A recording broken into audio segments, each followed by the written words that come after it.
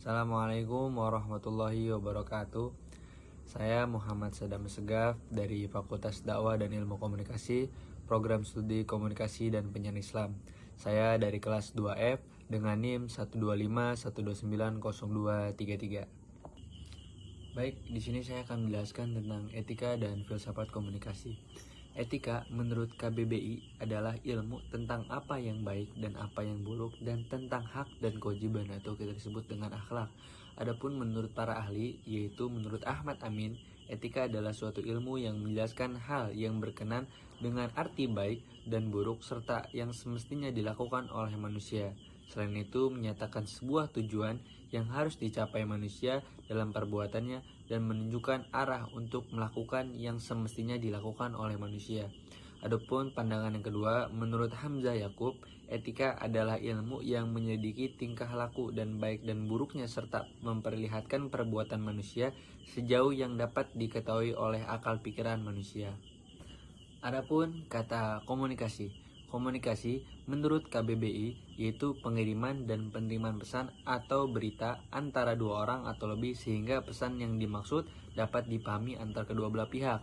Komunikasi pun terbagi menjadi beberapa bagian, yaitu komunikasi dua arah atau komunikasi yang berkomunikan dan komunikatornya dalam satu saat berganti memberi informasi. Adapun komunikasi formal atau komunikasi yang memperhitungkan tingkat ketepatan, keringkasan, dan kecepatan komunikasi. Adapun komunikasi massa yaitu penyebaran informasi yang dilakukan oleh suatu kelompok sosial tertentu kepada pendengar atau khalayak yang heterogen serta tersebar di mana-mana. Adapun komunikasi sosial, komunikasi antar kelompok sosial dalam masyarakat. Sedangkan secara etimologi, komunikasi berasal dari bahasa Latin, yaitu communicare yang berarti berpartisipasi atau memberitahukan. Adapun menurut beberapa ahli tentang komunikasi, yaitu menurut Everett M. Rogers, proses di mana suatu ide dialihkan dari sumber kepada suatu penerima atau lebih dengan maksud untuk mengubah tingkah laku. Adapun menurut Harold Lawes, konsep komunikasi yang menjawab siapa, mengatakan apa, melalui saluran apa, kepada siapa, dengan efek apa.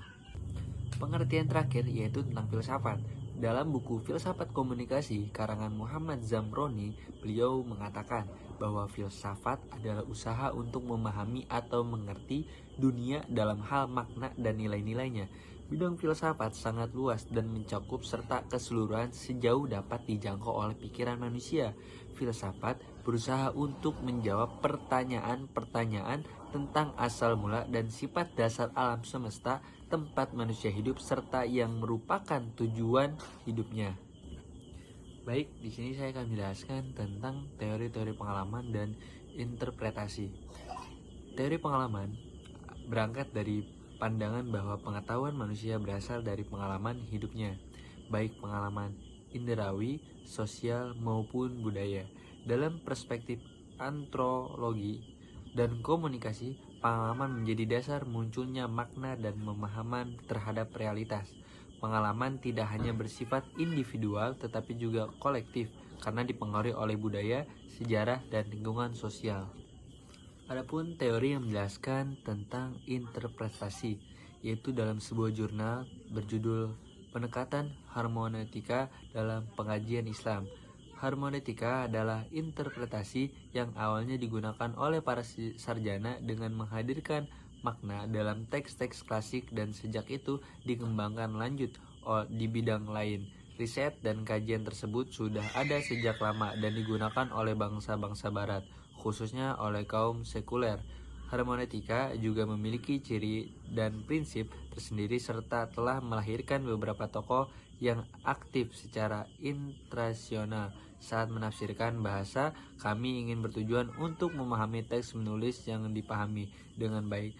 Peran hermeneutika dalam studi Islam atau studi Islam misalnya merupakan pilihan baru dalam ilmu tafsir, membantu menafsirkan ayat-ayat Al-Quran yang sulit dipahami. Baik, dari semua yang saya sudah jelaskan, kesimpulannya adalah teori pengalaman dan interpretasi merupakan dasar penting dalam memahami realitas, teks, dan kehidupan manusia. Pengalaman menjadi sumber awal pengetahuan, sedangkan interpretasi adalah proses untuk memberi makna terhadap pengalaman tersebut. hermeneutika sebagai pendekatan utama menunjukkan bahwa makna tidak bersifat tunggal, tetapi berkembang sesuai konteks. Pemahaman adalah proses dinamis antara teks, penulis, dan pembaca. Interpretasi tidak hanya mencari arti literal, tetapi juga makna terdalam yang tersembunyi. Dengan demikian, teori ini sangat relevan dalam kajian filsafat, komunikasi, dan studi Islam karena membantu manusia memahami dunia secara lebih mendalam, kontekstual, dan kritis. Mungkin cukup sekian yang bisa saya sampaikan. Wabillahi taufiq wal hidayah. Wassalamualaikum warahmatullahi wabarakatuh.